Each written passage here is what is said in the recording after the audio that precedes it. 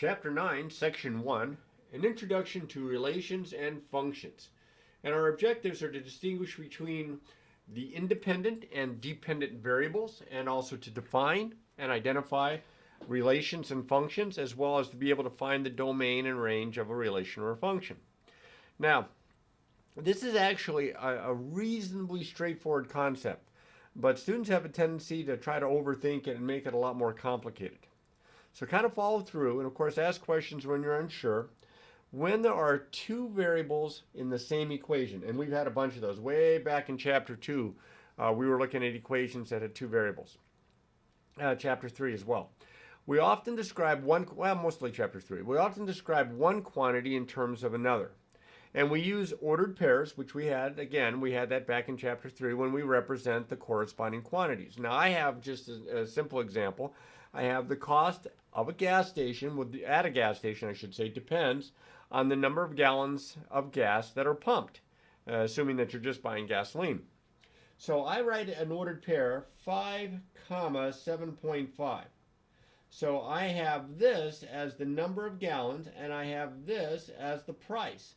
So 5 gallons is going to cost 7.5 or dollars, or $7.50. Here's another ordered pair for the same relation there. 10, 15. 10 gallons is going to cost $15. Ah, if only. Those days are long gone. What would 15, 22.5 represent? Well, that means 15 gallons is going to cost $22.50. Okay? Since the cost at the gas station depends on how many gallons of gas that you pump and buy, okay, then the number of gallons of gas is representing what we call the independent variable. Okay, if you have a gas tank that holds 15 gallons and it is essentially empty, then what you can do is you can put in 15 gallons or any amount less than that. That's up to you. It might depend on how much money you have in your pocket, but that's up to you. You can put in 10 gallons, you can put in 5 gallons. So we can independently pick values for this particular variable, for the independent variable. But the cost depends on what we pick, how many gallons we pump. So there's no question there. If we pump in 5 gallons, we have to pay so much. If we pump in 10 gallons, we have to pay so much, and so on.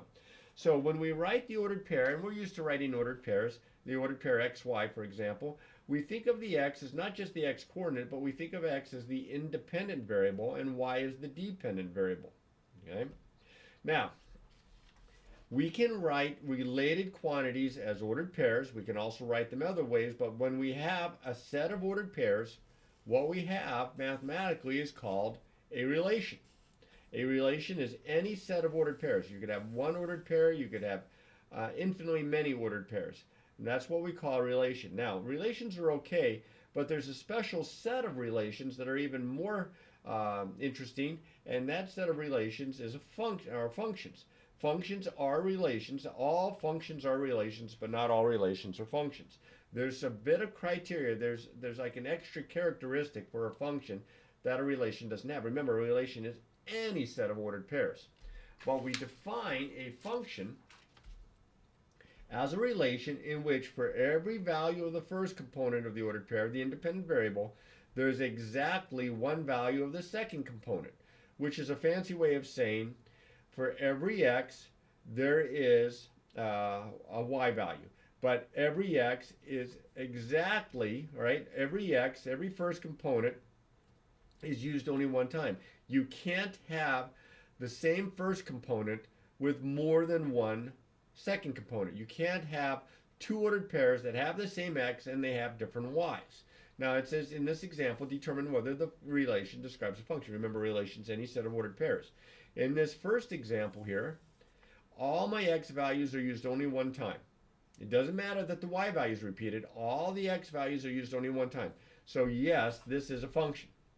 But in the second set of ordered pairs here, the second example, notice that the first ordered pair and the third ordered pair have the same x value, but they have different y values. So no, this is not a function, since you have this, the same x used twice with two different y values. Okay?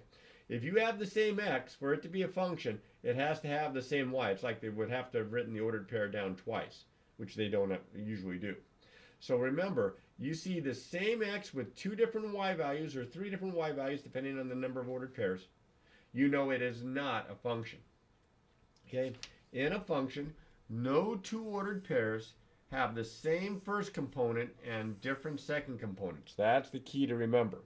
Now, when I was taught functions, I struggled with it. And it wasn't because I couldn't understand the material, it was because I just wasn't paying attention. We'd gotten a new seating chart, and they put me right behind Janine Mitchell.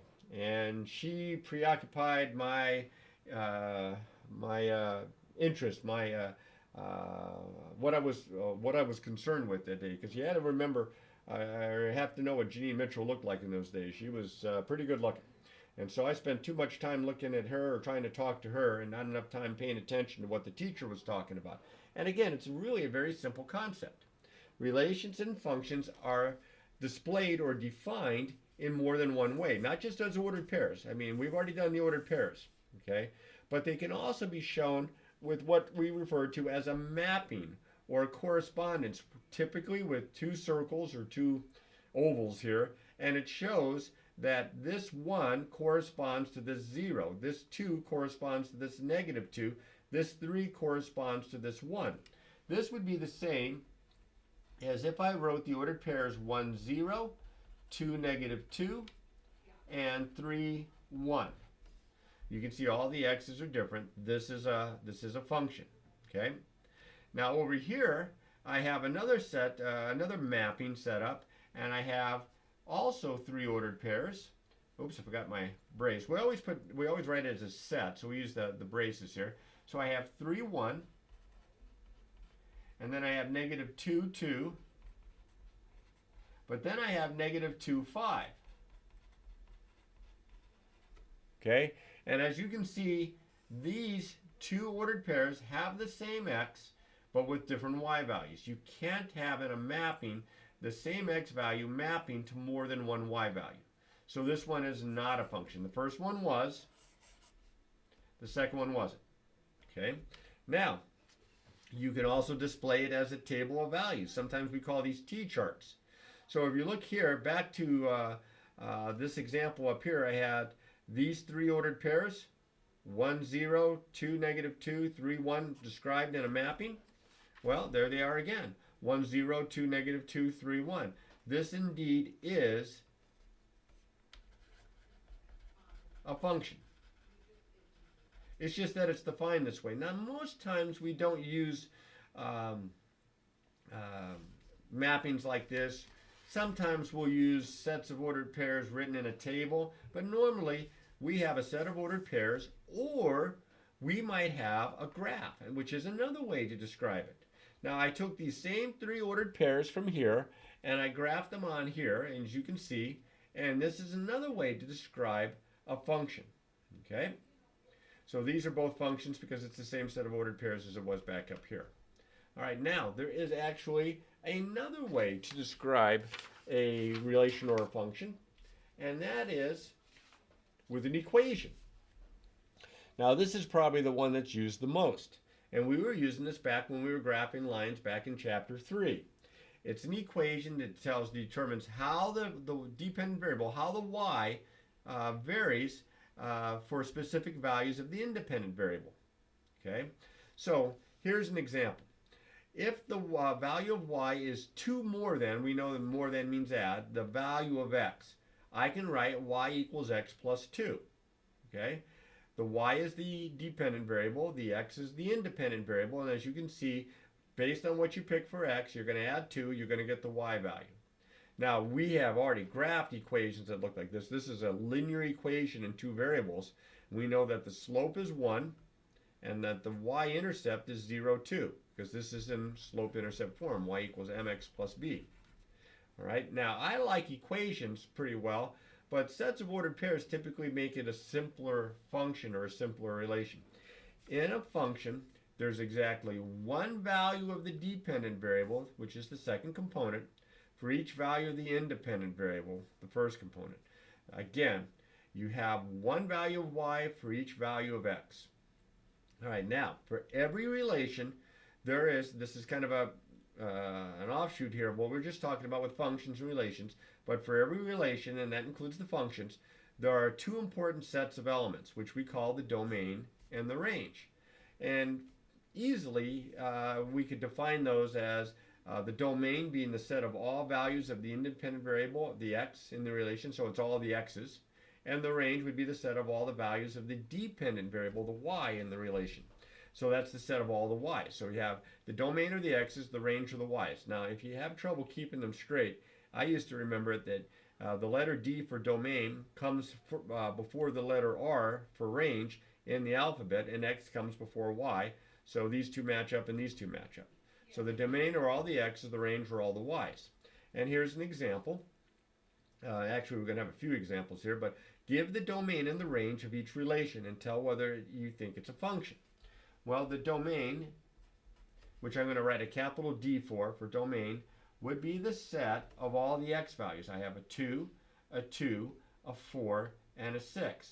So I have two 2's, so I'm not going to write 2 down twice. I'm just going to write it down one time, and then the 4, and then the 6.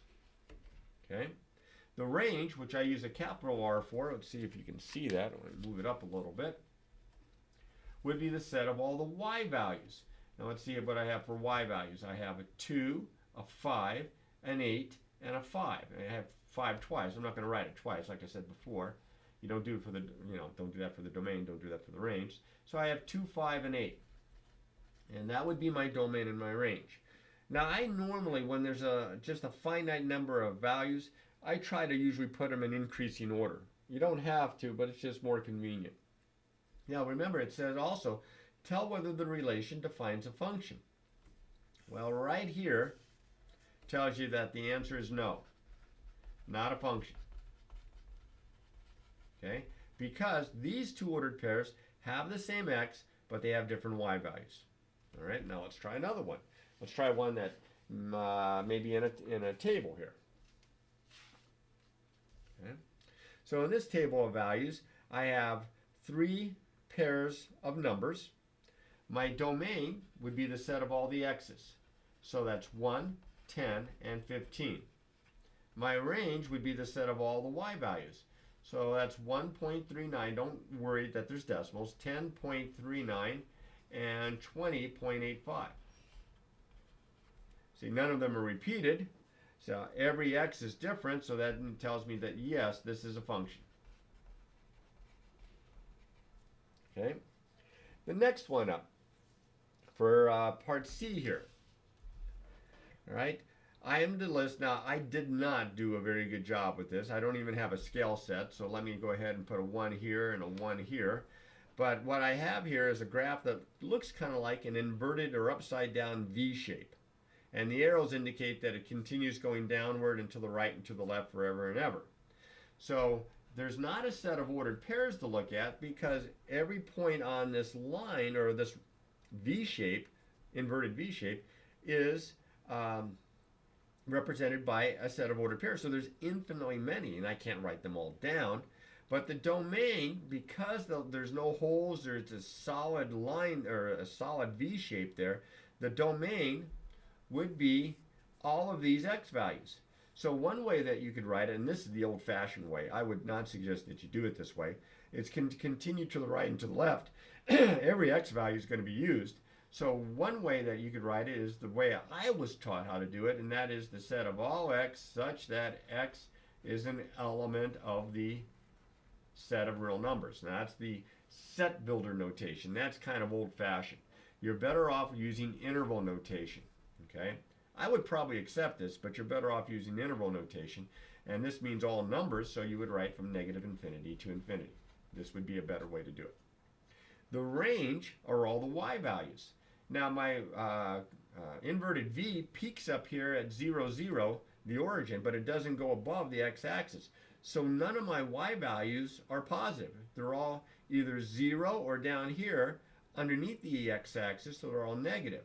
So my range, and I'm just going to write my range in interval notation, would be all the numbers less than or equal to 0. So I would write negative infinity and then a 0, and then I would use the bracket to include the 0. And that's how I would write the range. Now, how can you tell if this graph represents that of a function?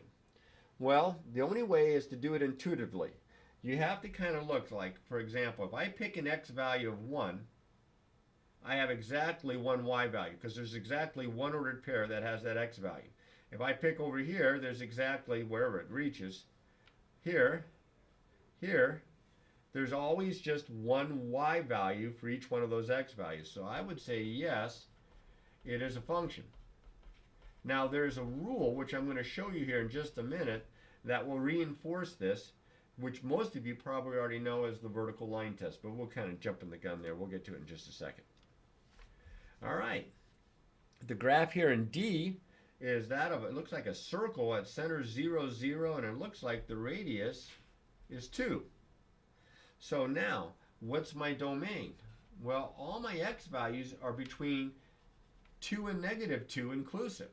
So I'm going to write from -2 to 2, and I'm going to use brackets to include them. My range are all the y values. Well, the largest y value appears way up here. The smallest y value down here, it's also from -2 to 2, inclusive. However, this is not a function. I'm going to write no, it is not a function. And the reason that I know that is because if you take the x value of 0, it has a y value up here at 2. It also has a y value here at -2. So if you map 0, 2, that would be a point, 0, -2. Well, that can't happen. You can't, 0, 2, 0, -2. You can't have that because you can't have the same x with two different y's. There again is where we'll show you the vertical line test to help you with that. One more graph. I want the domain and I want the range, and I want to determine whether or not that it is a function. Well, the domain here, now you had these back a while back when we were graphing parabolas. And the domain here would be all the numbers, all the x values that are being used. Well, since your curve is going upward and to the right, upward and to the left, all the x values are going to be used. It is the set of all real numbers from -infinity to infinity. But not my range. My range bottoms out here, do you see, at -1? And it's all the numbers bigger than that. So it would be from -1 to infinity. As it turns out, and you're going to see why here in just a second when I finally get to this part, yes, this is a function because intuitively, for every x value, there's exactly one y. For every x value, there's exactly one y. For every x value, there's exactly one y, as you can see. Since each x corresponds to a single y in the function, that means that any vertical line that we draw through that function can intersect it at most one point. If you can draw a vertical line that crosses at more than one point, it is not a function, and that's the vertical line test. If every vertical line intersects the graph of a relation in no more than one point, then the relation is a function. If it graphs it in more than one point, then it is not a function. So let's go back to here. No matter where I draw a vertical line, I never cross my graph more than once. Function. But back to the circle, wherever I draw a vertical line, and I only have to be able to do it one time. It doesn't have to be done infinitely many times, but one time. You can see this vertical line crosses the graph more than once, and that's why it fails the vertical line test. It is not a function. So here's some examples, and I even drew the first vertical line right here. Do you see I've got this point, this point, this point, and this point as my relation here. Does this relation represent a function? And as you can see by this little vertical line that I've drawn here, no, it does not. Okay? It is not a function. Not a function. Okay? On the other hand, this V shape that I've got drawn here, and you can see based on this piece of paper, I tried to represent some vertical lines here with some dotted vertical lines. It never crosses it more than once. So yes, it is a function. It passes the vertical line test. Okay. All right, getting there. This is a long section. Graphs that do not represent functions are still considered relations. Relations have domains and ranges just as functions have domain and ranges. Okay? Now, when you're looking for the domain of a function or of a relation, we assume it's all numbers, real numbers, that kind of make sense. What doesn't make sense? You can't divide by 0. So from the domain of any relation, we exclude any number, any value that makes the denominator of a fraction equal to 0. Do you see here? 1 in this example would make my denominator 0. So I can't have 1. I can have anything else, but I can't have 1. So we say all real numbers but 1, but this is the better way to write it using integral notation. Remember, we exclude anything that makes the denominator equal to 0. Now, it can make the numerator 0, just can't make the denominator 0. And you can't say, well, let's exclude 0. No, because 0 minus 1 is negative 1. That's okay. You can divide by negative 1.